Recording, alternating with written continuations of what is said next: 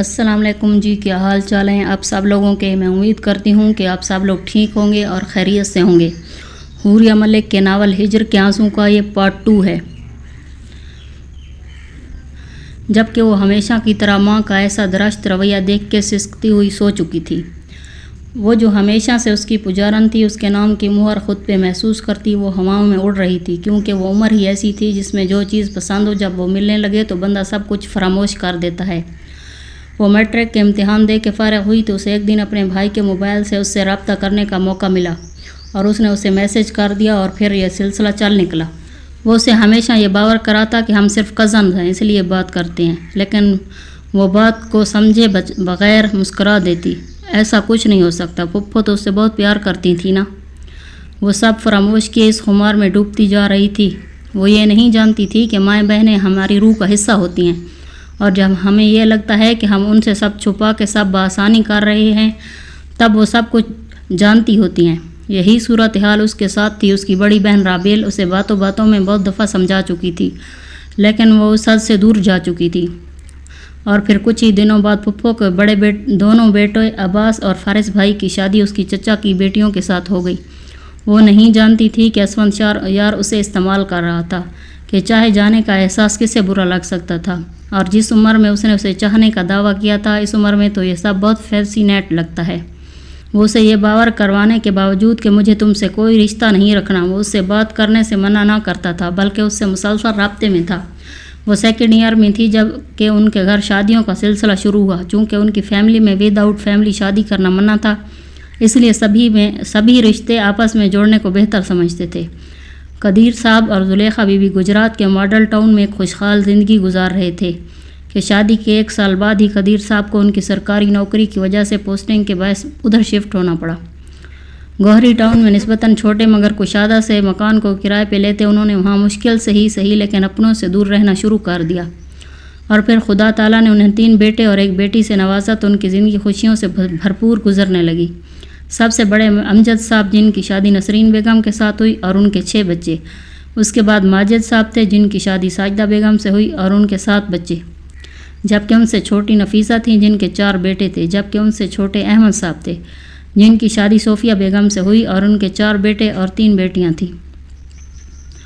وقت آگے بڑھتا چلا گیا اور قدیر اور زلیخا بیگم دونوں ان کی زندگیوں سے چلے گئے، اور پھر جوں بچے بڑے ہوتے چلے گئے تو سب بھائیوں نے اپنے مکان کرائے پہ صحیح جو کہ بعد میں اپنی ملکیت میں لے لیے گئے تھے، ان میں اپنے بچوں سمیت رہنے لگے، جبکہ فرنیچر کا کاروبار سب کا ایک ہی تھا لیکن علیحدہ کر لیا گیا تھا۔ وہ اگر بہت زیادہ خوشحال نہیں تھے تو بہت سو سے بہت اچھے تھے۔ گھر میں پیسے کی ریل پیل نہ صحیح لیکن ہر سہولت موجود تھی، خوشحالی تھی، اور چونکہ شادیاں فیملی میں ہی کی جاتی تھیں تو امجد صاحب کی دونوں بیٹیوں کی شادی نفیسہ بیگم کے گھر، جبکہ دونوں بیٹوں کی شادی ماجد صاحب کے گھر ہو چکی تھی، جبکہ احمد صاحب کی رابیل کا رشتہ بھی امجد صاحب کے گھر طے تھا، جبکہ ان کی دونوں بیٹوں کے رشتے ان کے جاننے والوں کے ہاں طے تھے، کہ باوجود چاہنے کے بڑے دونوں بیٹوں نے فیملی میں شادی سے انکار کر دیا تھا۔ اور پھر جب رابیل اور ان دونوں ارحم اور زرغام کی شادی کی باتیں ہونے لگیں تو انہی دنوں میں سیکنڈ ایئر میں پڑھتی زری کے رشتے کی بات نے بہت سی زندگیوں میں بھونچال سا پیدا کر دیا تھا۔ اس نے پوچھا، شاہ لطیف کون تھا؟ میں نے کہا، دنیا کا پہلا فیمنسٹ شاعر۔ اس نے پوچھا، کس طرح؟ میں نے کہا، اس طرح کہ وہ جانتا تھا کہ عورت کیا چاہتی ہے۔ اس سوال کا جواب تو ارسطو بھی نہ دے پایا، اس لیے علامہ اقبال نے کہا تھا، 1000 بار حکیموں نے اس کو سمجھایا پھر بھی یہ مسئلہ زن رہا وہیں کا وہیں۔ دنیا کے سارے دانشور اور شاعر کہتے رہے کہ عورت ایک مسئلہ ہے۔ اس حقیقت کا ادراک صرف لطیف کو تھا کہ عورت مسئلہ نہیں، عورت محبت ہے، مگر وہ محبت نہیں جو مرد کرتا ہے۔ مرد کے لیے محبت جسم ہے، عورت کے لیے محبت جذبہ۔ مرد کی محبت جسم کا جال ہے، عورت کی محبت روح کی آزادی۔ مرد کی محبت مقابلہ ہے، عورت کی محبت عاجزی ہے۔ مرد کی محبت ایک پل ہے، عورت کی محبت پوری زندگی۔ عورت کی محبت پوری زندگی ہے۔ مرد کی محبت ایک افسانہ ہے، عورت کی محبت ایک حقیقت۔ سارے شعراء شیکسپیئر سے لے کر شیلے تک اور ہومر سے لے کر ہم تم تک سب یہ سمجھتے رہے کہ عورت معشوق ہے۔ صرف شاہ لطیف کو معلوم تھا کہ عورت عاشق ہے، اس لیے شاہ لطیف نے لکھا، عورت عشق کی استاد ہے۔ سب سوچتے رہے کہ اگر آخر عورت چاہتی کیا ہے، تخت بخت اور جسم سخت۔ شاہ عبداللطیف کو علم تھا کہ عورت کو محبت چاہیے، نرم و نازک، گرم و گداز، جسم سے ماورا، جنس سے آزاد۔ مرد جسم کے جنگل میں بھٹکتا ہوا ایک بھوکا درندہ ہے، عورت روح کے چمن میں اڑتی ہوئی تتلی ہے جو پیار کی پیاسی ہے۔ مرد کے لیے محبت بھوک اور عورت کے لیے پیار ایک پیاس ہے۔ صرف لطیف جانتا تھا عورت کے ہونٹ سائل ہیں اور اس کا وجود ایک سمندر، آنکھوں سے بہتے ہوئے اشکوں جیسا سمندر جو نمکین بھی ہے اور حسین بھی ہے، جس میں تلاطم ہے، جس میں غم ہے، جس میں رنج نہیں، صرف اور صرف الم ہے۔ سنو، وہ جو بھائی اور بھابھی کے جانے کے بعد واپس اپنے کمرے کی سمت بڑھ رہی تھی، اپنے پیچھے سے آتی سرد نسوانی آواز پہ رکی اور پھر بہت سا حوصلہ جمع کرتی مڑی۔ جی؟ اس نے بے تاثر انداز میں اپنی ساس کو دیکھا جو اپنے گلاسز فولڈ کر رہی تھی، جبکہ کرسی کو چھوڑ کے اٹھنے والا زاویار بھی رک سا گیا تھا کہ وہ اپنی ماں کی بات سننا چاہتا تھا۔ آج کے بعد منع کر دینا اپنی فیملی کو، یہ سب فضول سی رسومات کے نام پہ یہ سب میں سے یہاں لانے کی ضرورت نہیں۔ انہوں نے انتہائی تضحیک آمیز انداز میں ٹیبل پہ سجے ناشتے کی طرف اشارہ کرتے ہوئے کہا تو تذلیل کے اس انداز پہ شرم سے سن پڑنے لگی، جبکہ زاویار کی آنکھیں سرخ پڑنے لگیں۔ وہ بہت سے آنسو حلق میں اتارتے اس نے سرخ چہرے کے ساتھ کچھ کہنا چاہا جب بس زاویار نے زوردار آواز کے ساتھ ہاتھ میز پہ مارا تو بہت سے برتن ایک دوسرے سے ٹکراتے نیچے گرے، جبکہ اس زوردار آواز پہ ایک پل کو سامنے بیٹھی عورت ڈر گئی، جبکہ پریزے ایک پل کو لرز گئی۔ وہ اٹھا اور کچھ فاصلے پہ کھڑی پریزے کی کلائی اپنی مضبوط مٹھی میں جکڑی، جبکہ سرخ آنکھوں سے ماں کو گھورتا وہاں سے نکلتا چلا گیا، جبکہ وہ وہیں بیٹھی سامنے فرش پہ ٹوٹے برتنوں کو سلگتی آنکھوں سے گھورنے لگی۔ چھوڑو مجھے، اس نے اس کی مضبوط کلائی سے اپنا بازو چھڑانا چاہا، لیکن وہ بغیر رکے کمرے کا دروازہ کھولتا اندر داخل ہوا۔ جب اس جہد مسلسل سے تھکتی وہ پھٹ پڑی۔ زاویار عباس، ہاتھ چھوڑو میرا، میں تمہارا لمس بار بار اپنے جسم پہ برداشت نہیں کر سکتی کہ میں تمہیں اپنے جسم پہ تمہاری بے جا ادارہ داری نہیں چلنے دوں گی۔ اگر تم نے دوبارہ مجھے ہاتھ لگایا یا مجھے اپنی درندگی کا نشانہ بنانے کی کوشش کی تو میں خود کو جان سے مار ڈالوں گی۔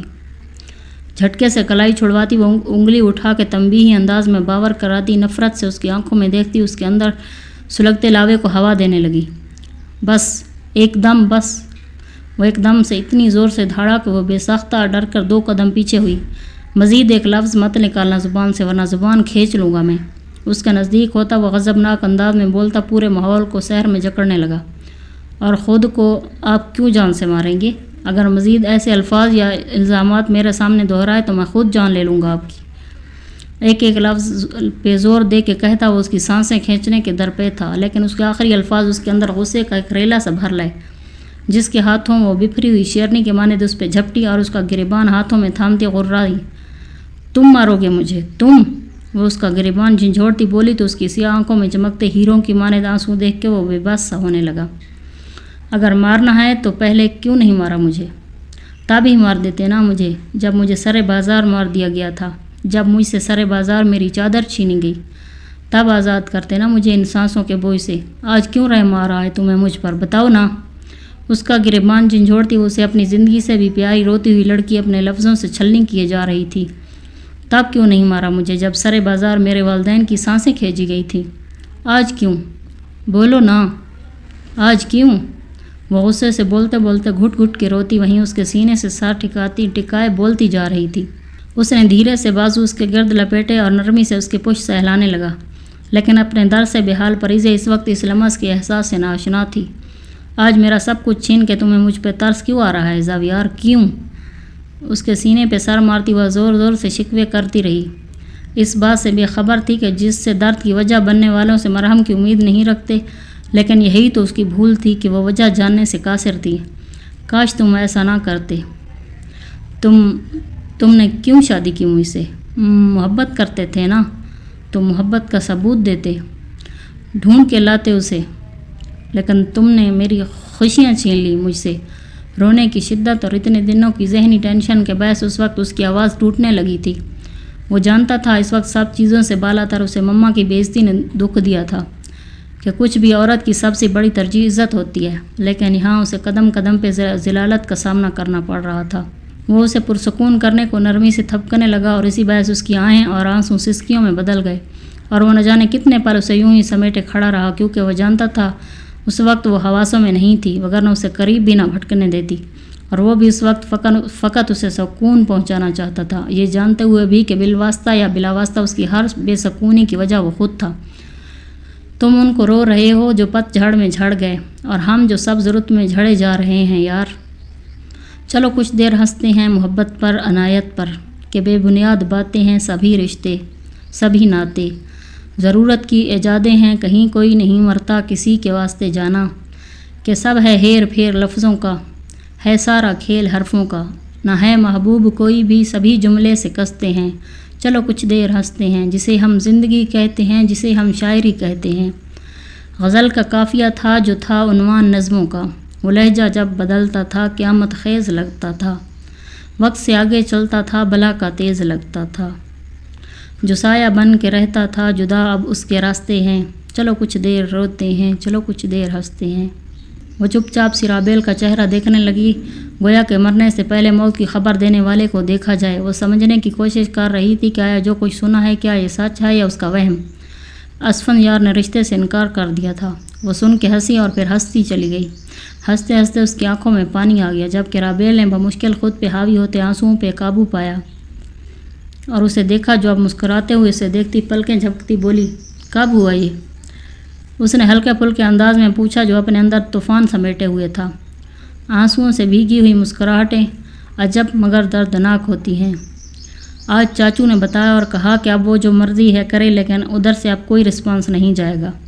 اس نے کوئی امید کا دیا تھمائے جو اسے چاچو کے الفاظ من و من دہرا دیے کہ وہ نہیں چاہتی تھی کہ وہ مزید کوئی امید لگائے۔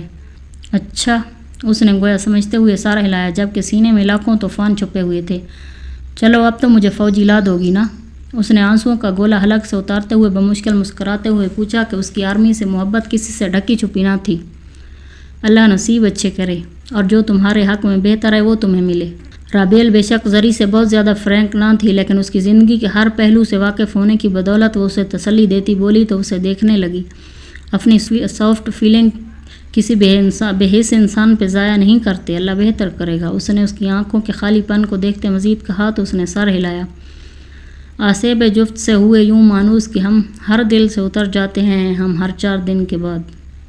اٹھو آؤ میرے ساتھ روٹیاں بنواؤ۔ یہ آج پہلی بار ہوا تھا کہ اسے کسی کام کا یوں بولا گیا تھا کہ ابو کی لاڈلی ہونے کی بدولت اسے اس بات کی آزادی تھی کہ وہ کوئی بھی کام نہ کرتی تھی، لیکن اس وقت اس کو اس کیفیت سے نکالنے کے لیے جب رابیل نے کہا تو وہ چپ چاپ اٹھ گئی۔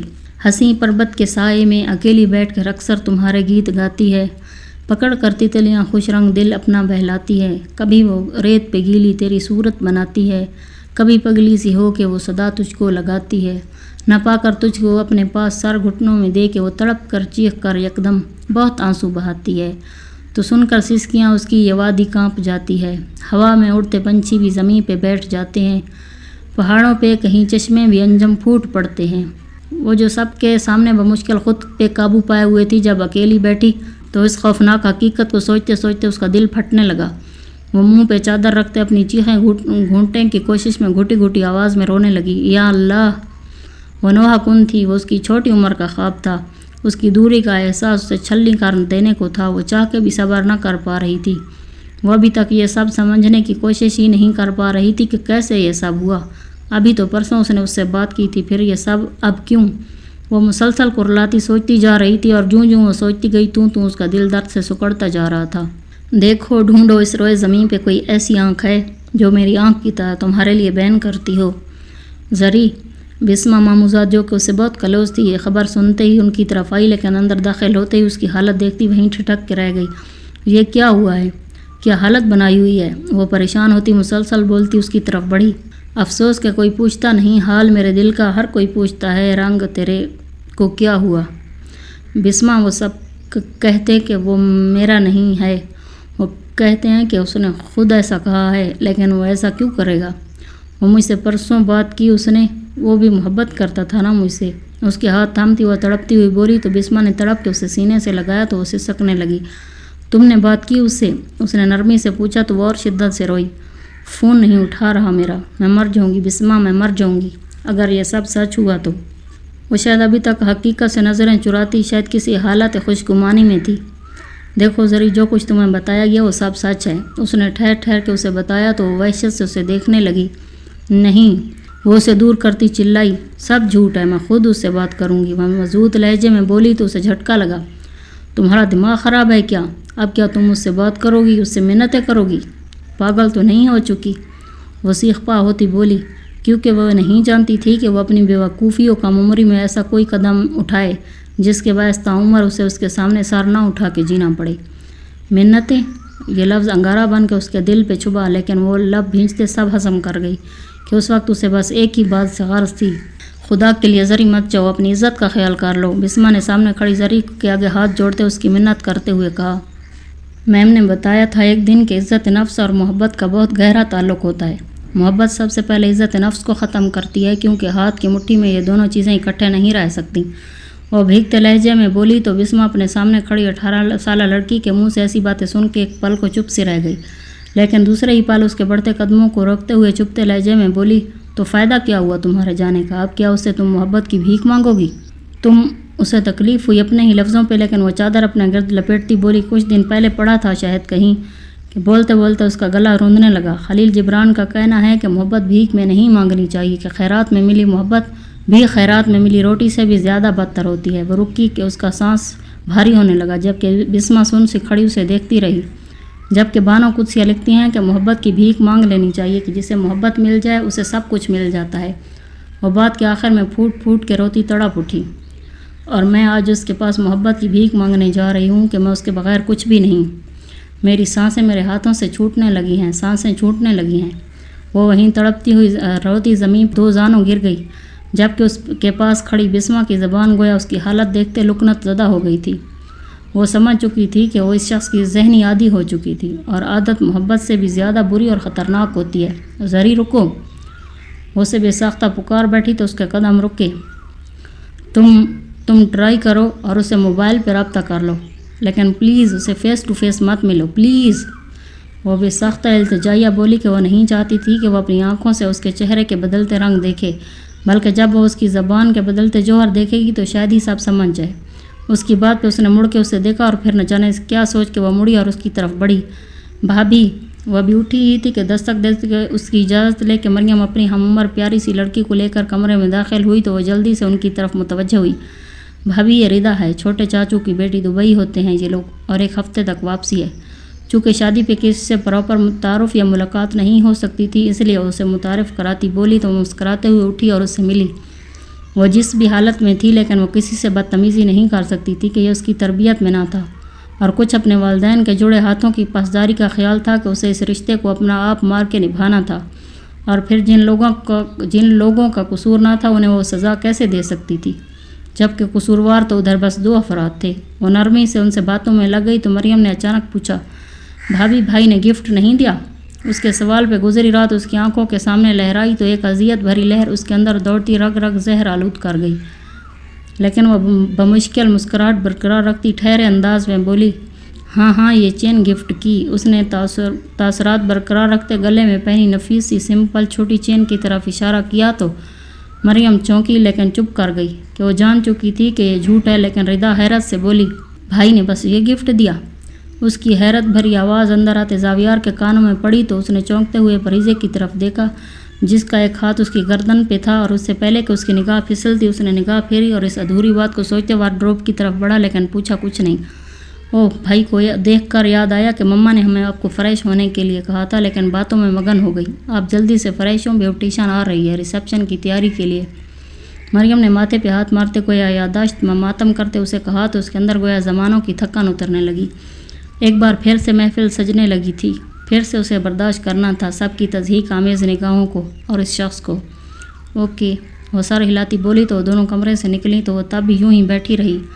نہ جانے کس چیز کی آواز پہ وہ سر جھٹکتی چونکی تو دیکھا وہ سامنے ابھی واش روم سے فریش ہو کے آف وائٹ ڈریس میں ملبوس نکلا تھا، اور اب شاید بال بنا رہا تھا، جس کی وجہ سے شاید کھٹک پیدا ہوئی تھی۔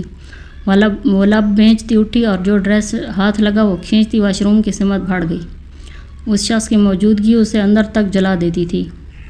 وہ میری خاموشی کو انا سمجھنے والا ہے، میرے صبر کی مار پڑے گی اسے۔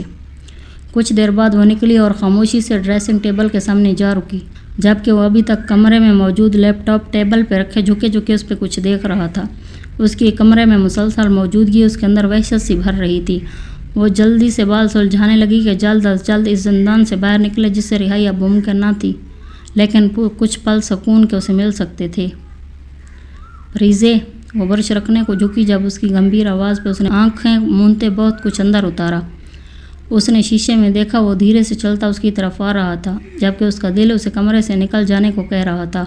اس نے اس کے نزدیک آ کے نظر بھر کے پنک کلر کے نفیس سی کڑھائی کے شارٹ شرٹ اور فلیپر میں ملبوس اپنی بیوی کو دیکھا، جبکہ اس بات سے بے خبر کہ اس کی یہ نظر اس کے اندر آگ لگا رہی تھی۔ آپ کا گفٹ ہے یہ شادی کا، وہ ٹھہر ٹھہر کے مخصوص و مضبوط لہجے میں بولتا ڈریسنگ کارنر پہ پڑے مخملی کیس کی طرف اشارہ کرتا اسے متوجہ کر گیا۔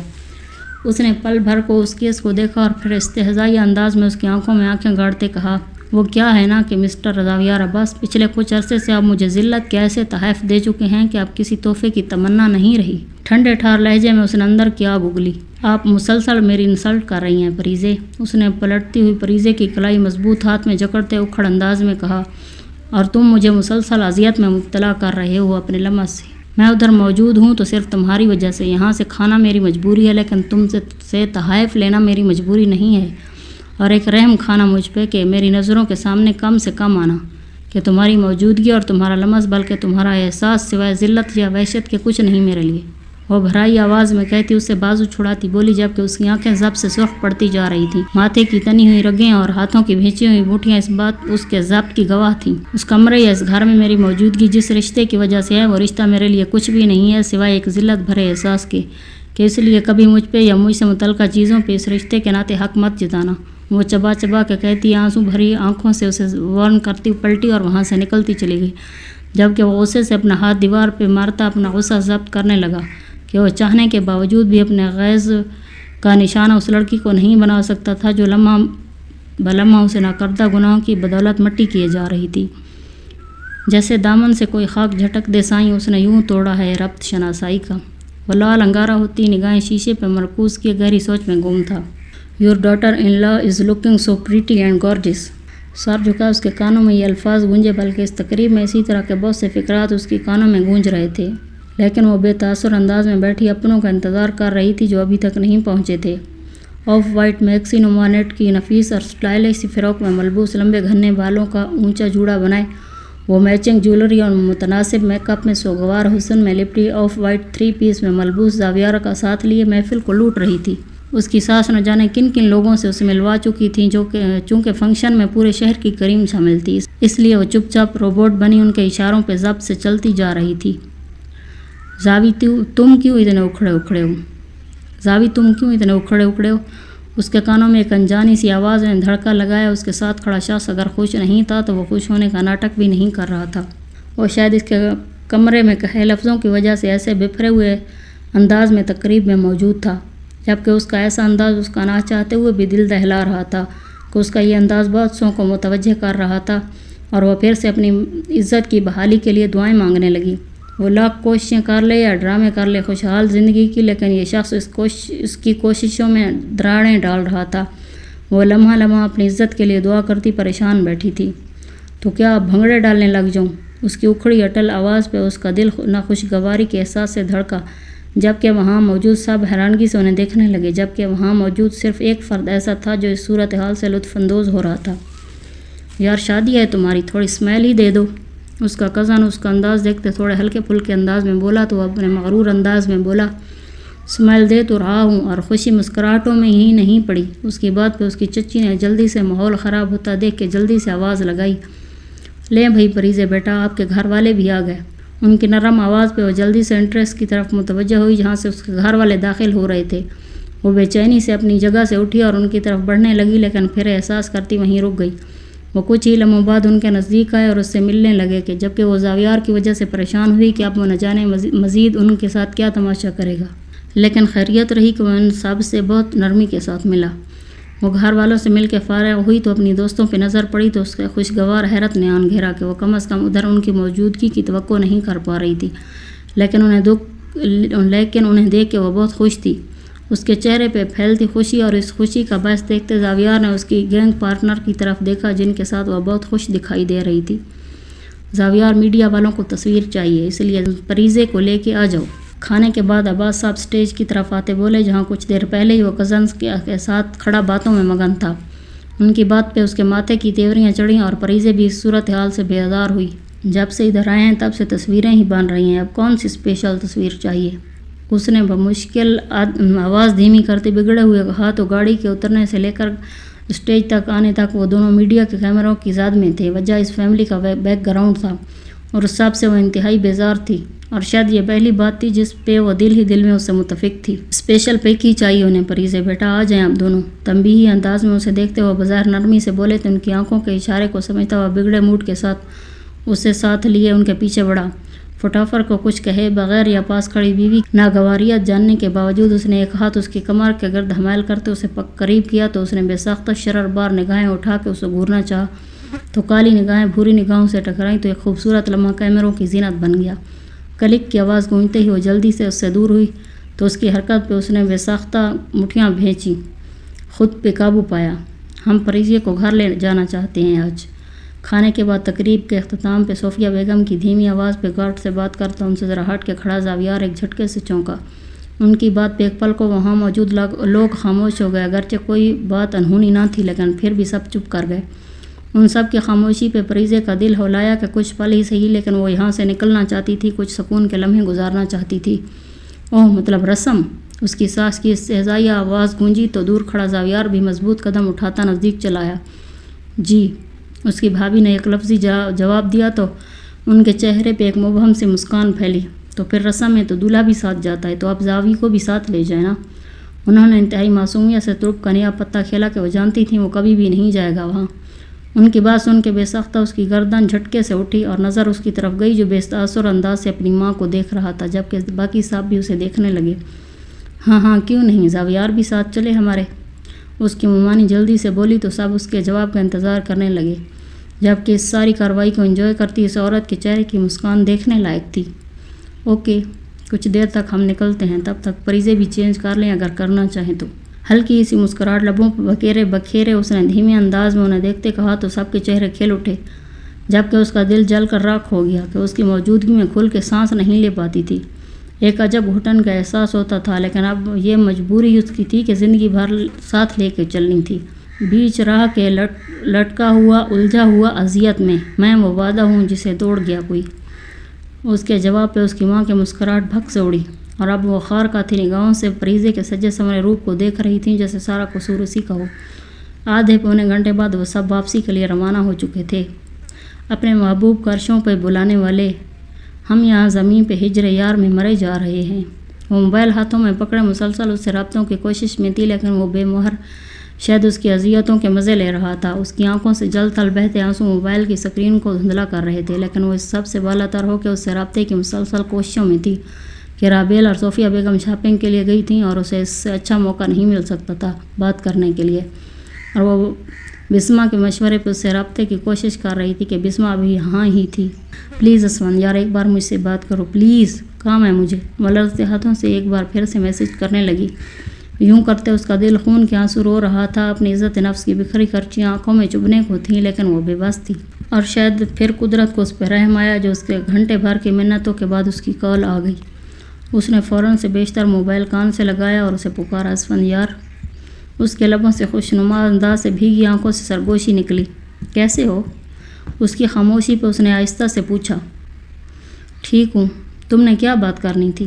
اس نے کہنے کے ساتھ ہی اگلی بات کا پوچھا جیسے ڈر ہو کہ وہ مزید بات لمبی نہ کرے۔ اس کے ایسے دو ٹوک انداز پہ وہ لہجہ بھر کو چپ رہ گئی، پھر یہ ہمت یکجا کر کے بولی، تم نے شادی سے انکار کر دیا؟ پوچھتے ہی اس نے اس کے جواب کے انتظار میں دم سادھ لیا۔ ہاں، اس کے یک لفظی جواب پہ اس کا رنگ فک ہوا اور آنسو مڈنے لگے۔ لیکن کیوں؟ تم تو پیار کرتے تھے نا، تم بھی پسند کرتے تھے نا مجھے۔ اس کے جواب پہ لرزتی آواز کے ساتھ بے چینی اور تڑپ سے بولی، دیکھو زری ایک بات بتاؤ مجھے۔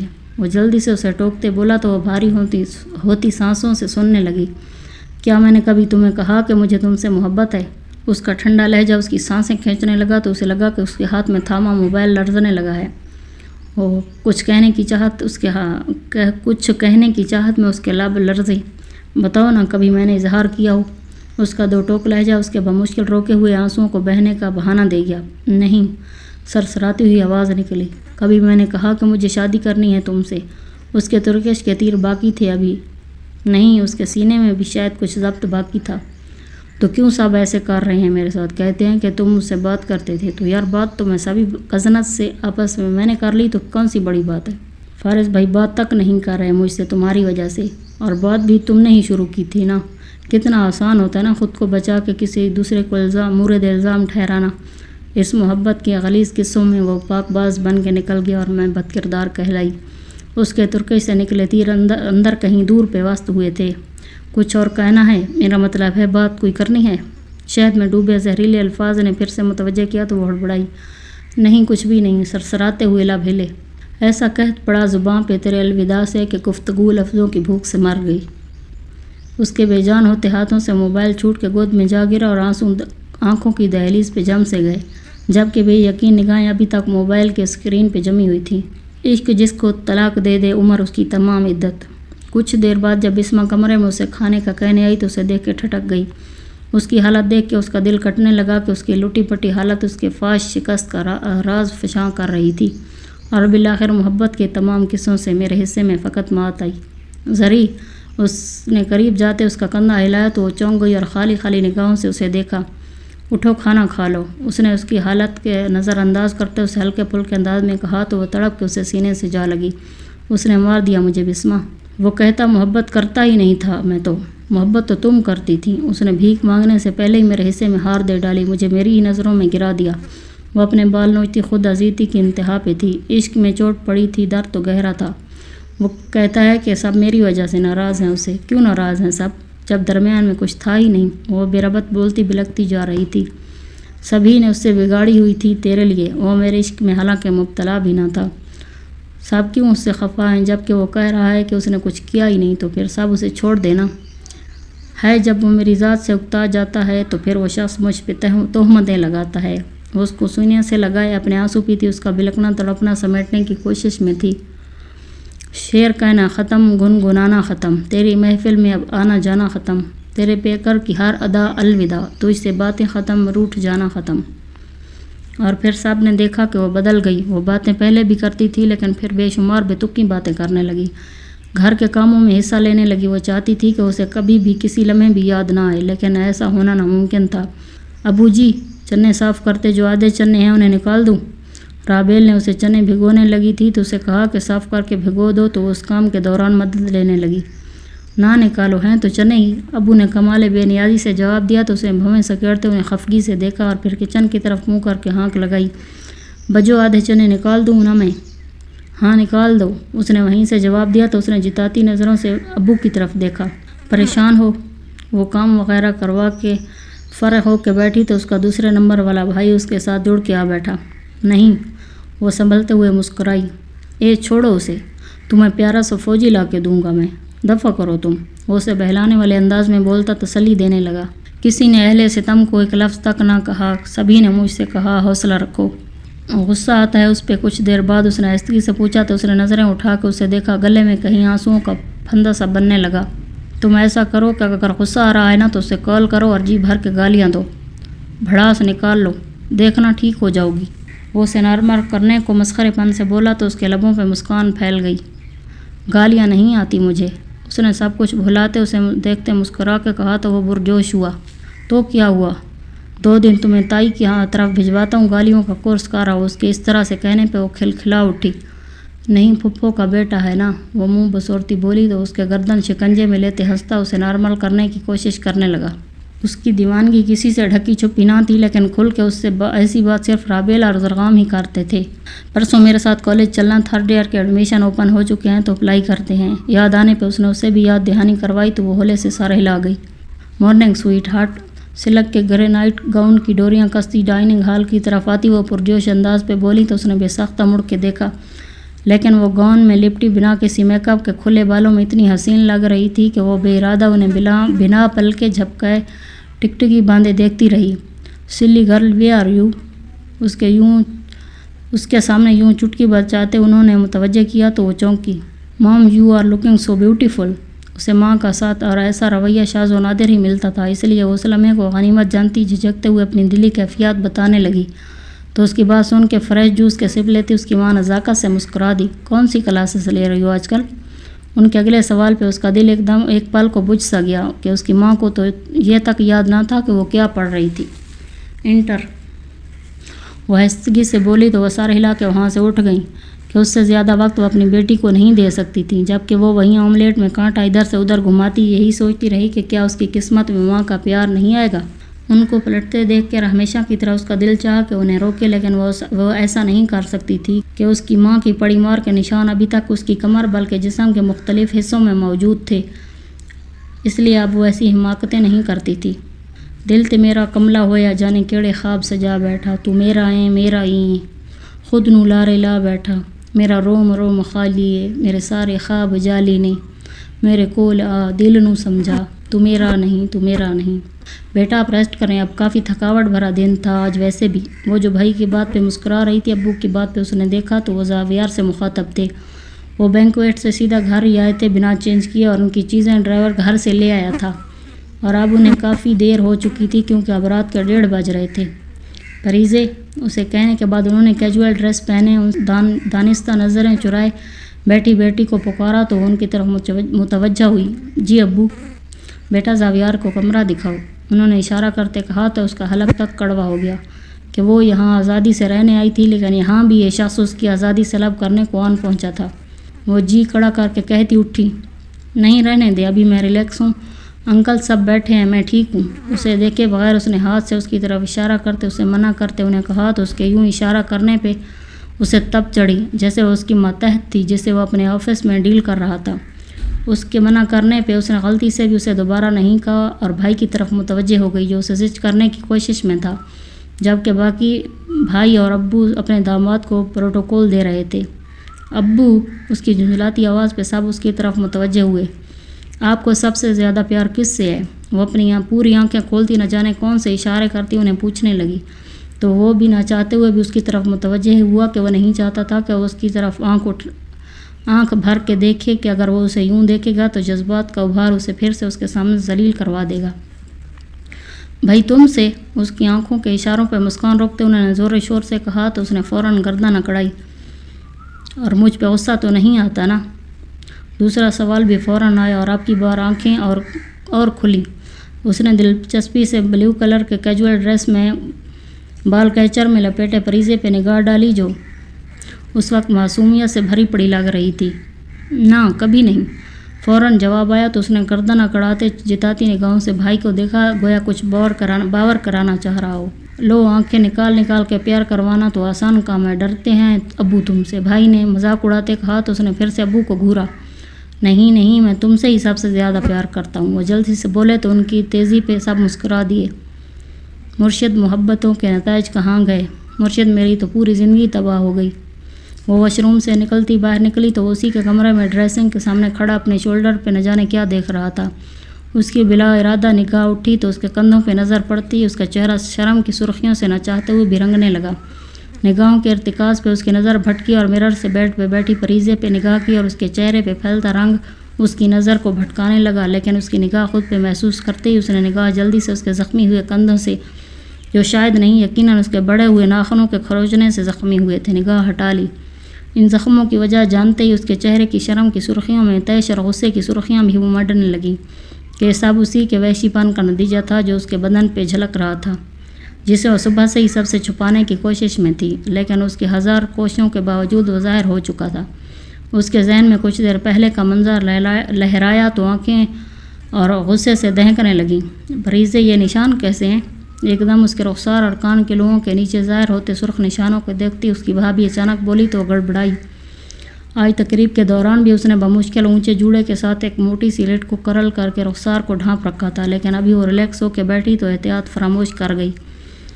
ہاں، وہ یہ چوڑیوں، میرا مطلب شاید انگوٹھیوں کے نشان ہیں کہ سوتے وقت کے۔ وہ اندر ہوتی بلا خیز تیش بھری کیفیت پہ قابو پاتی بے ربط سے بولی اور دل ہی دل میں ڈھیروں صلاتیں اپنے نامدار شوہر کو سناتی کہ جس کے شدت بھرے لمس کی گواہی اس نے عرصہ پہلے خود اپنی زبانی دی تھی۔ کتنا بدتمیز ہے یہ شخص، اتنی زور سے کون پکڑتا ہے کسی لڑکی کو؟ وحشی، وہ اپنے سرخ ہوتے بازو کو مسلتی اور روحان سے انداز میں کہتی، دوستوں کے پاس آ کے بیٹھتی، بولی تو ساری صورتحال ملاحظہ کرتی اس کی دوستیں کھلکھلا کے ہنس دی۔ ایسے لگ رہا ہے کہ بازو اور ہاتھ ایک دوسرے سے علیحدہ ہونے والے ہیں۔ رحم آتا ہے اس کے گھر والوں پہ، نہ جانے کیسے برداشت کرتے ہیں۔ وہ تپی ہوئی بولتی جا رہی تھی کہ غصہ کم ہونے میں ہی نہیں آ رہا تھا، بالخصوص اس کی بیوی پہ رحم کرنا چاہیے۔ اس کی دوست نے اپنی برجستگی سے جو لقمہ دیا، ہزار غصے کے باوجود منہ سے ہنسی کا فوارہ پھوٹ نکلا۔ بھابھی کے ہلانے پہ ایک دم سے ان کی طرف متوجہ ہوئی اور پھر بہت مشکلوں سے ان کی توجہ خود پر سے ہٹائی، لیکن ابھی اس کے زخم دیکھ کے اسے اپنے نشان یاد آ گئے تو وہ غصہ پیتی کمبل منہ تک لپیٹتی اپنے بیڈ پہ لیٹ گئی۔ اسے یوں سر لپیٹے دیکھنے پہ ٹھیک کی ہوئی شرٹ کے بٹن بند کرتے ایک طائرانہ سی نگاہ اس مناسب سے کمرے پہ ڈالی جو نہ تو بہت چھوٹا تھا نہ بہت بڑا۔ ایک بیڈ کے ساتھ ڈریسنگ اور الماری کے ساتھ اتنی جگہ ہی بچتی تھی کہ ادھر اسٹڈی ٹیبل اور چیئر کے ساتھ 2 بیڈ روم چیئرز رکھی جا سکتی تھیں۔ وہ ڈھیلے قدموں سے چلتا بیڈ کی طرف بڑھا اور سگریٹ سلگاتے ریلیکس ہو کے لیٹنے لگا کہ آج اسے ہزار طلب کے باوجود سگریٹ نہ پیا جا سکا تھا۔ سگریٹ کی مہک کے ساتھ قریب ہی کسی دوسرے وجود کا احساس نے اس کی آنکھیں بھگ سے کھولیں اور وہ کمبل منہ سے ہٹاتی اٹھی۔ آپ یہاں کیوں لیٹے ہیں؟ اس کے انتہائی بے تکے سوال پہ اس نے گھور کے اسے دیکھا۔ کیونکہ مجھے یہی کمرہ الاٹ کیا گیا سونے کے لیے۔ آپ کو کہیں اور سونا ہے تو جا کے سو سکتی ہیں۔ آپ اب مزید سوال مت کیجیے گا، انتہائی 2 ٹوک الفاظ میں کہتے اس نے تنبیہ کی کہ اتنا ضابط اس میں تھا ہی نہیں جتنے ضابط کا مظاہرہ وہ اس لڑکی کے سامنے کرتا تھا۔ اس کی بات پہ اس نے کرب سے آنکھیں میچیں اور پھر پھرتی سے بیڈ سے اٹھی تو اس کا دوپٹہ بیڈ پہ پڑا رہ گیا۔ ہوس پرست اور غلیظ لوگوں کی رسائی سے دور رکھنی چاہیے اپنی چیزیں پاک باز لوگوں کو، گہرے طنزی انداز میں کہتے اس نے اس کا دوپٹہ اس کی طرف اچھالتے کمبل میں اس کے طنز پہ اس کے بڑھتے قدم ٹھٹک کے رک گئے اور اس نے مڑ کے زخمی نگاہوں سے اس کے کمفرٹر میں ڈھکے وجود کو دیکھا اور پھر تھکے تھکے قدموں سے الماری سے کمبل نکالا اور بیڈ پہ آ کے بیٹھ گئی۔ ہمارے پیر میر تقی میر نے کہا تھا میاں یاش کی عزت بگاڑ دیتی ہے۔ وہ یوں ہی کچھ دیر بیٹھی رہی اور پھر ایک سائڈ پہ ہوتی ہوئی لیٹ گئی کہ اس کے سوا کوئی چارہ نہ تھا، جبکہ وہ اس سے کچھ فاصلے میں اسی کا کمفرٹر اوڑھے اس کی خوشبو محسوس کرتا سونے کی کوشش میں لگا تھا۔ ہاں مجھے تعجب ہے اس کے بدل جانے کا، ہے میں کیا کروں، وہ ایسا تھا ہی نہیں۔ بھائی آپ کا کلر اتنا وائٹ کیسے ہے؟ ارحم کے بازو میں زبردستی بازو ڈالے وہ اس کی ٹی شرٹ سے جھلکتے بازوؤں اور سلیپر سے نظر آتے پاؤں کو دیکھتی بولی تو وہ ہمیشہ کی طرح چڑ گیا۔ مٹی اور بورے کا استعمال کرتا ہوں بھائی، اس کا فیشل کیا کرو؟ اس کے سوال پہ سب ہنسنے لگے۔ وہ اس کا بازو زور سے دبوچتی بولی مجھے کوئی ضرورت نہیں ہے فیشل کی، ویسے ہی آپ کے کلر کی تعریف کر دی۔ وہ ناک منہ چڑھاتے ہوئے اس نے کہا وہ سب ٹھیک ہے، بازو چھوڑنے کا کیا لوگی؟ وہ اس کے بے وقت کے ان جفیوں اور شکنجوں سے بہت تنگ تھا۔ کہنے کو ان کا بڑا بھائی تھا لیکن ابو کی لاڈلی ہونے کی بدولت وہ اپنی من مانی کر جاتی تھی۔ بحریہ ٹاؤن میں 10 مرلے کا پلاٹ، اسے اتنی سادگی سے جواب دیا کہ وہ ایک پل کو چپ ہو گیا، پھر سب ہنسنے لگے۔ ہاں بھیا رم دو پھر اب بازو چھوڑنے کا معاوضہ، ابو نے کہا تو وہ خجل ہوا۔ اس کی طبیعت بہت پرسکون اور انتہا کی کم گو تھی۔ وہ فضول میں باتیں بہت کم کرتا تھا، بلکہ اس گھر میں اسے بولنے پہ کوئی مجبور کرتا تھا تو وہ زری تھی، اور یا کبھی کبھی زری سے 1 سال چھوٹی زرشا کرتی تھی۔ باتیں کیا کریں میس نے تھوڑے بنا کرے، یونو بھابھی بہت باتیں کرتی ہیں، اس نے اس کے منگیتر کا حوالہ دیتے کہا تو وہ مسکراتے ہوئے سار ہلانے لگا۔ ہمارے گھر میں یہ کام بہت عجیب ہوا ہے کہ زرعام بھائی میری طرح بہت بولتے ہیں اور ان کی بیگم اتنا کم بولتی ہیں، اور یہ صاحب ہیں کہ منہ میں نہ جانے کیا دبا کے بیٹھے ہوتے ہیں، اور ان کی بیگم ماشاءاللہ میری طرح بہت خوش مزاج ہیں۔ اس نے اتنی سنجیدگی سے تجزیہ کیا کہ زرعام خوش ہوتا اس کے ہاتھ پہ ہاتھ مارتا کھلکھلا اٹھا۔ ساری باتیں چھوڑو، ذرا یہ بتاؤ کہ باجی کی جوڑی کیسی ہے؟ ایک چور نظر ابو پہ ڈالتے زرشا نے اسے کہا۔ وہ سب اس وقت رات کے کھانے کے بعد معمول کی طرح ہال میں بیٹھے گپ شپ لگاتے ایک خوشحال فیملی کا منظر پیش کر رہے تھے۔ چھوڑو ان کی بات میں تو سوچنا بھی نہیں چاہتی ایسا، اس نے جلدی سے منہ بناتے کہا کہ رابیل کا رشتہ ان کے تایا کے گھر صرف اور صرف امجد صاحب اور احمد صاحب کی مرضی سے ہوا، جس پہ ان کا گھر کا ایک بھی فرد راضی نہ تھا، جس کا وقتاً فوقتاً مظاہرہ وہ کرتی رہتی تھی۔ چلو تم اسے یہ سوچو ہی نہ، اٹھو نہ مجھے مزیدار سی چائے بنا کے دو۔ اس موضوع کو ختم کرنے کے لیے امجد صاحب نے بہانے سے اسے اٹھانا چاہا تو ماحول بدل گیا اور وہ سب پھر سے اپنے معمول کے مطابق گپیں لگانے لگے۔ آپ کی پوسٹنگ کدھر ہے ان دنوں؟ وہ بھابھیوں کے ساتھ کچن میں کچھ دیر ان کے ساتھ لنچ کی تیاری کروا رہی تھی جب اندر کمرے کی طرف ابو سے بات کرنے گئی تو ان کی آواز آئی۔ پوسٹنگ تو فی الوقت لاہور میں ہے، نپے تلے انداز میں اس نے جواب دیا، جبکہ وہ وہیں ابو کے اشارے پہ ان کے پاس بیٹھ گئی۔ پریزے آپ کے ساتھ جائیں گی؟ ان کے اگلے سوال پہ وہ جو ڈھیلی ہوتی صوفے کے پشت پہ سر رکھے ریلیکس ہونے لگی تھی، جھٹکے سے سیدھی ہو بیٹھی۔ نہیں انکل، وہ اسلام آباد ہی رہیں گی کیونکہ ان کا ایڈمیشن بھی ادھر ہی ہے، پھر کچھ عرصے تک ادھر ہی جوائننگ ہے میری۔ اس نے اسے دیکھے بغیر ایسا جواب دیا کہ ان کی تشویش ہو سکے۔ اس کے جواب پہ اس کا اندر ایک پل کو خالی ہوا اور پھر وہ آنکھیں موندتی صوفے کے پشت سے سر ٹکا گئی، جبکہ اس کے جواب پہ وہ سر ہلاتے مزید باتیں کرنے لگے، جبکہ ان کی باتیں سنتی وہ نہ جانے کب غنودگی میں گئی۔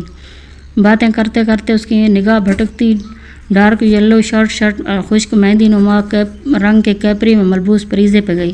بکھرے سیاہ بالوں کو کیچر میں جکڑے ہلکی پھلکی جیولری اور ہلکی سی پنک لپسٹک لگائے وہ اس کی نگاہ جکڑنے کی بھرپور صلاحیت رکھتی تھی۔ السلام علیکم۔ نسوانی آواز پہ انہوں نے مڑ کے دیکھا تو سامنے کھڑے وجود کو دیکھ کے وہ ایک پل کو ساکت ہو گیا کہ کچھ بھی ہو لیکن وہ یہاں ان کی موجودگی ایکسپیکٹ نہیں کر سکتا تھا۔ وعلیکم السلام۔ انہوں نے زاویار کے رد عمل کو نظر انداز کرتے انہیں جواب دیا اور ان کے سامنے سر جھکایا۔ کیسی ہیں آپ؟ انہوں نے نرمی سے پوچھا تو وہ سر ہلاتی ان کی طرف متوجہ ہوئیں تو اسے مجبوراً اٹھنا پڑا اور پھر ہولے سے سلام کرتے ان کے سامنے سر جھکایا تو انہوں نے آنکھوں میں امڑتی نمی کو پیتے ہوئے اس کے سر پہ ہاتھ پھیرتے اس کے براؤن گھنے بالوں سے بھرے سر کا بوسہ لیا کہ اس کا حوالہ جان سے پیارا تھا۔ وہ وہیں پریزے کے پاس بیٹھ گئی اور اسے دیکھنے لگی، جس کے چہرے کی معصومیت و ویرانیت سوتے میں بھی ظاہر ہو رہی تھی۔ ان کی نظروں سے زاویار کے اندر وحشت بھرنے لگی کہ ان کی نگاہوں میں اس قدر تڑپ اور حسرت تھی کہ اس کا دل کیا کہ اسے کہیں چھپا کے دور لے جائے۔ ان کی نظروں کے تاثرات اسے ڈر لگنے لگا۔ ہاں، وہ مضبوط سا مرد اس وقت ڈر گیا تھا ان کی نگاہوں کے احساسات سے جو اسے یہ ظاہر کر رہے تھے کہ وہ اسے اس سے چھین کے کہیں لے جائیں۔ تبھی پریزے کے ابو کے موبائل کی رنگ ٹیون سے جہاں زاویار اور وہ خاتون چونکی وہیں اس کی نیند بھی ٹوٹی۔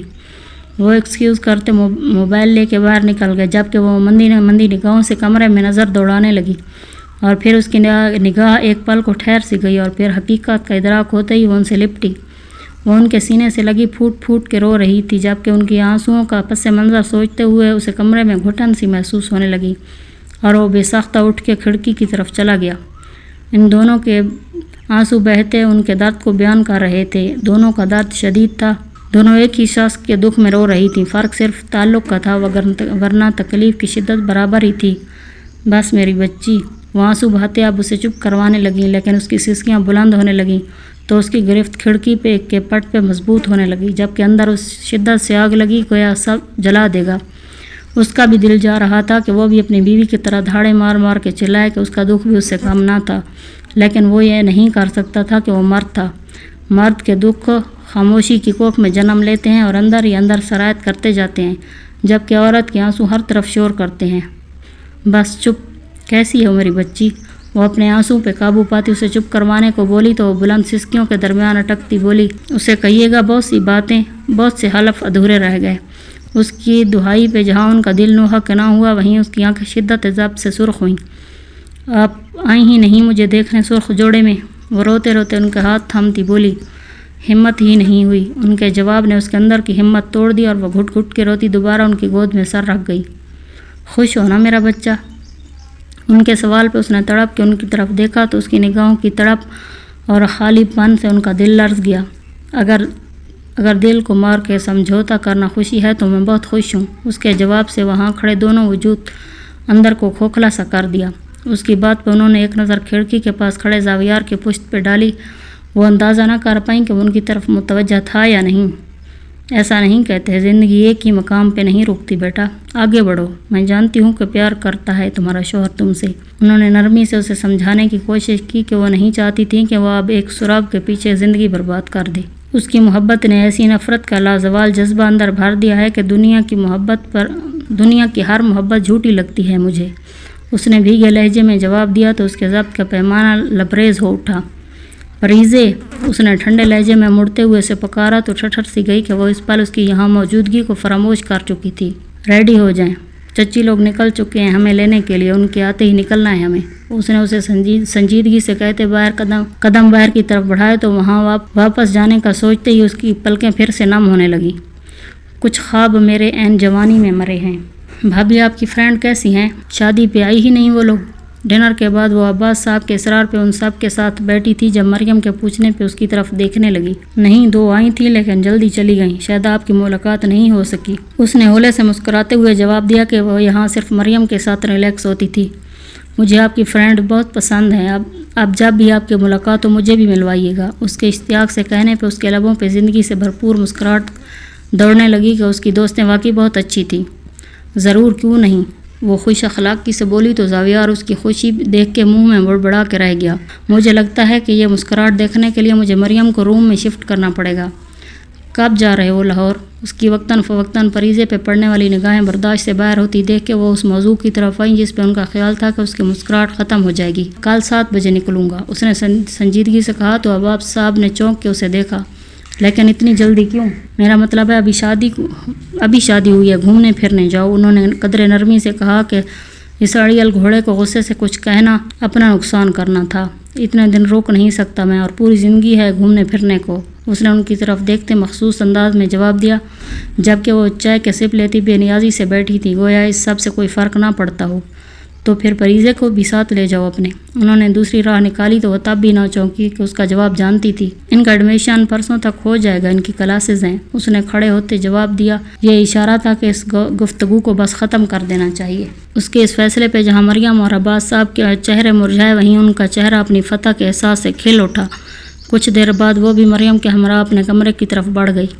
نائٹ بھابھی، اس نے دروازے تک چھوڑ کر اسے وش کرتی وہ پلٹ گئی تو وہ بہت سی ہمت جمع کرتی اندر داخل ہوئی. کمرے میں نگاہ دوڑاتے ہی اس نے ایک پرسکون سی سانس بھری کہ وہ اسے اس وقت کمرے میں دکھائی نہ دیا تھا. وہ وارڈروب کی جانب بڑھی اور نسبتاً آرام دہ ڈریس لے کر چینج کرنے چل دی. چینج کے بعد وہ کمرے میں آئی اور ڈریسنگ کے سامنے کھڑی جلدی سے بال سلجھانے لگی. وہ ابھی برش رکھنے کے لیے جھکی ہی تھی کہ اسٹڈی روم کا دروازہ کھلتے ہی بے ساختہ مڑ کے دیکھا تو وہ بلیک شلوار سوٹ میں موبائل پہ مگن باہر نکل رہا تھا.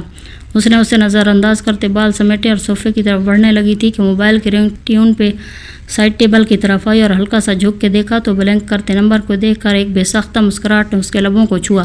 السلام علیکم کرائم پارٹنر. اس نے خوشی سے سلام کیا تو بیڈ پہ دراز ہوتے زاویار کو اندازہ ہوا کہ کال پہ کون ہے. مزے میں. تم کیسی ہو اور دوسری کیسی ہے؟ بات کرتے کرتے وہ ریلیکس انداز میں صوفے پہ بیٹھی دونوں پاؤں اوپر کر کے خود کو پرسکون کرنے لگی. دوسری جانب سے پوچھے گئے سوال پہ وہ مسکراہٹ روکتی سوچنے کی اداکاری کرنے لگی. وہ خوش تھی، بہت خوش. بہت دنوں بعد پرسکون ہوئی کہ اچھے دوست واقعی اللہ کی بہت بڑی نعمت ہوتے ہیں جو آپ کو غموں کی دلدل سے نکال کے خوشیوں کے آشیانے میں لے آتے ہیں. ہاں، زیادہ نہیں، تھوڑا تھوڑا. وہ نچلا لب دانتوں میں دباتی شرارت سے بولی تو دوسری جانب سے نہ جانے کیا کہا گیا تھا کہ وہ کھلکھلا اٹھی، جبکہ کافی عرصے کے بعد اس کی مترنم سی کھلکھلاہٹ سن کے کمفرٹر میں لیٹا وجود بے ساختہ پہلو بدل کے رہ گیا. ایک مجھے صبر کے آداب سکھانے والے، جب وہ بچھڑا تھا وہ منظر نہیں دیکھا تم نے؟ مسکراتے ہوئے اس نے شعر پڑھا، جبکہ بات سنتے سنتے اس کی مسکراہٹ گہری ہوتی جا رہی تھی. نہیں یار، شاعری کرتی تھی. بینی، اسے کرو کال، بلکہ ایسا کرو کانفرنس کال لگاؤ تینوں کو. اس نے اسے مشورہ دیا تو وہ ٹھنڈی سانس بھرتا تکیہ میں چہرہ دیتا سونے کی کوشش کرنے لگا. کہ اب لمبی ہوتی بات کا اسے اندازہ تھا کہ وہ ایسی سچویشن میں سو نہیں سکتا تھا، لیکن اس وقت اسے بھی کچھ نہیں کہہ سکتا تھا کہ کافی دنوں بعد ایسے خوش دکھائی دے رہی تھی. السلام علیکم ماما. ڈائننگ ہال میں داخل ہوتے ہی اسے خوشگوار حیرت کا جھٹکا لگا کہ آج پہلی بار اس کی ماں اس کو آنے سے پہلے ڈائننگ ٹیبل پہ فریش سی موجود تھی. او ہائے ڈارلنگ. اس کے سلام کو نظر انداز کرتے انہوں نے پرجوش سے ہائے کیا اور پھر اسی کیفیت میں اس کے رخسار کو چھوا تو وہ حیرت و خوشی کے جھولوں میں جھولنے لگی. آؤ ناشتہ کریں. وہ اسے اشارہ کرتی بولی تو وہ مسکراتے ہوئے کرسی پر بیٹھ گئی. تو وہ چائے کے سپ لیتی چھوٹے چھوٹے سوالات پوچھنے لگیں تو وہ ان سے خوشی خوشی باتیں کرنے لگی اور ناشتہ کرنے لگی، جبکہ وہ بہت غور سے اپنی بیٹی کو دیکھتے یہ سوچ رہی تھی کہ اتنی بڑی اور خوبصورت ہو گئی اور مجھے محسوس ہی نہیں ہوا. اور اب وہ اس کا متناسب قد و جسامت کے ہوش ربا سراپے کو دیکھتی مختلف سوچوں میں مگن تھی. Okay mama, I have to go. اس کی جب نگاہ گھڑی پہ پڑی تو جلدی سے نہ چاہتے ہوئے بھی اٹھی اور باہر کی طرف بڑھی کہ ان کی آواز پہ اس کے قدم ٹھٹکے. Good luck. اور ہاں، کسی لڑکے سے زیادہ فریکنس بڑھانے کی ضرورت نہیں ہے، اور اگر ہے تو ختم کر دو. ان کی بات پہ وہ جہاں کی تہاں رہ گئی اور پھر ڈرتے ڈرتے مڑ کے دیکھا جو اب پھر سے اپنے وہی پتھریلے تاثرات لیے کرسی کھسکا رہی تھی جو اس کے لیے ہمیشہ مخصوص تھے، لیکن اسے حیران ان تاثرات نے نہیں بلکہ الفاظ نے کیا تھا کہ وہ اپنی لبرل اور بولڈ طرحدار ماں سے ایسے الفاظ کی کبھی بھی توقع نہیں کر سکتی تھی۔ سر جھٹکتے ہوئے اس نے رخ سیدھا کیا اور مختلف سوچوں میں الجھتی کالج کو نکلی۔ کب آؤ گے واپس زارون؟ حال میں قدم رکھتے ہی ان کی آواز اس کے کانوں سے ٹکرائی تو اسے اندازہ ہو گیا کہ دوسری جانب کون تھا۔ ہال میں صرف ان کو دیکھ کے اس نے قدم واپسی کے لیے موڑے کہ وہ یہاں صرف مریم کو ڈھونڈنے کے لیے آئی تھی، لیکن اس کے مڑتے قدم ان کے ہاتھ کے اشارے پہ تعجب سے رکے اور اس نے کافی حیرانی سے انہیں دیکھا۔ وہ واقعی اسے بلا رہی تھیں، لیکن ان کے دوبارہ اشارہ کرنے پہ اس نے قدم واپس موڑے، لیکن بیٹھی نہیں اور ان کے فون بند کرنے کا انتظار کرنے لگی۔ کیسا محسوس کر رہی ہو اپنی ہار پہ؟ وہ جو بلیک کلر کی چپل میں مقید بالوں کو سارے ہلاتی اس پہ نظریں فوکس کیے کھڑی ہوئے سوچتی، اچانک نوکیلی آواز پہ اس کی گردن جھٹکے سے سیدھی ہوئی تو اس نے دیکھا وہ موبائل گود میں دھرے ٹانگ پہ ٹانگ چڑھائے اس کے پر خچے اڑانے کو تیار بیٹھی تھی۔ ان کے اس زہریلے جملے کا وہ جواب ہونے کے باوجود بھی نہیں دے سکتی تھی، اس لیے دوبارہ سر جھکا گئی۔ میں نے کہا تھا تمہیں پریز ملک کہ مجھ سے یا میرے بیٹے سے الجھنے کی کوشش مت کرنا، لیکن تم شاید کسی ظام میں تھی۔ وہ اپنی ٹانگ جھلاتی اسے دیکھتی استفسار کرنے لگی تو اس کی آنکھوں میں مرچیں سی بھرنے لگی، جبکہ ذہن کے پردے پہ وہ روح پراگندہ منظر لہرانے لگا۔ جب جب تمہاری آنکھیں اور سارے اس ذلت کے باعث جھکتا ہے تب تب مجھے اس لمحے کا ازالہ ہوتا محسوس ہوتا ہے جب تم نے ایسی ہی ذلت سے مجھے اور میرے بیٹے کو ہمکنار کیا تھا۔ صوفے سے اٹھتی وہ اس کے مقابل آئیں، اس کی آنکھوں میں آنکھیں ڈالتے انہوں نے کٹیلے انداز میں بات پوری کی تو اسے استعجابیہ نگاہوں سے انہیں دیکھا کہ کیا واقعی انہوں نے یہ سب فقط اس بات کا بدلہ لیا تھا یا لیکن نہیں، ابھی میرے دل پہ پڑے ذلت کے چھینٹوں پہ تمہارے آنسوؤں کی ایسی ٹھنڈک نہیں اتری کہ وہ مٹ سکیں۔ وہ کڑدار انداز میں زہر پھونکتی جا رہی تھیں جبکہ وہ بھری آنکھوں اور ڈوبتے دل کے ساتھ بس اس کی باتیں سمجھنے کی کوشش میں تھی۔ پریز ملک، میں تمہیں ذلت کے اس گٹر میں گراؤں گی جہاں سے تم کبھی چاہ کے بھی نہیں نکل پاؤ گی، یہ وعدہ ہے میرا تم سے، اور تم جانتی ہو نا میں وعدہ پورا کرتی ہوں۔ اس کی آنکھوں میں آنکھیں گاڑتے انہوں نے نفرت بھرے انداز میں کہا تو اس کا دل سامنے کھڑی انتقام کی آگ میں جھلستی عورت کو دیکھ کے خوف سے لرزنے لگا۔ اور ہاں، میرے بیٹے کا ہر کام تم اپنے ہاتھوں سے کرو گی، ہر کام مطلب ہر کام۔ مڑتے مڑتے انہوں نے ایک بار پھر سے اسے ذکر پہنچانے کی زبردست کوشش کی تو وہ تڑپ اٹھی کہ اس شخص کو دیکھنا ہی اس کے لیے سب سے بڑی سزا تھی، لیکن یہ اسے ایسی سزا دے رہی تھی جسے سوچتے ہی اس کا سانس لمحہ لمحہ گھٹنے لگا۔ اوکے جی، تو ہجر کے آنسو حوریہ ملک کے ناول کا پارٹ 2 یہاں ختم ہو گیا، تو جلدی سے سبسکرائب کر لیں اگر آپ نے ساری ایپیسوڈ سننی ہے تو۔ دعا میں یاد رکھنا۔ اللہ حافظ۔